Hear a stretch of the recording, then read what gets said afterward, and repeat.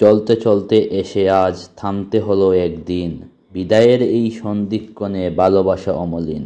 Luka Modric, যার Real Madrid অধ্যায়টা শেষ হচ্ছে 13 বছর পরে ক্লাব লিজেন্ডের তালিকায় এসে। 2012 থেকে 25 দীর্ঘ 13 বছরের জার্নিতে শেষ হলো মাদ্রিদের লিজেন্ডারি মিডফিল্ড জার্নি। 2024-25 সিজনের শেষ ম্যাচ খেলেই বিদায় জানানো হবে লুকা মদ্রিচকে। তার মধ্য দিয়ে ক্রুজ কাসেমিরো মদ্রিচ ত্রয়ী জার্নি শেষ হতে চলল। আর 13 বছরের সম্পর্কের ইতিতে মদ্রিচের যত অর্জন আছে তা হালকা করে দেখে নেই আমরা। 2012 সালে লুকা মদ্রিচ রিয়াল মাদ্রিদে যোগদানের পরপরই প্রথম শিরোপা নিজের করে নেন স্প্যানিশ সুপার কাপ দিয়ে।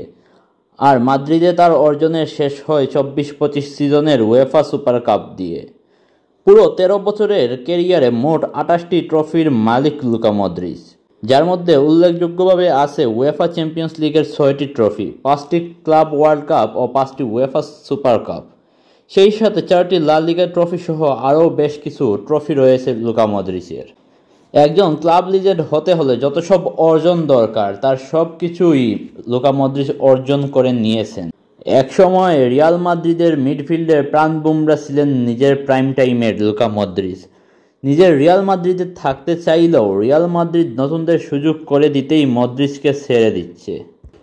2022 সালে কাসেমিরো, 2024 সালে টনি ক্রুজ, আর সবশেষে 2025 সালে এসে লুকা মদ্রিচের অধ্যায় দিয়েই রিয়াল মাদ্রিদ লিজেন্ডারি মিডফিল্ড ত্রয়ীর জার্নি শেষ হচ্ছে।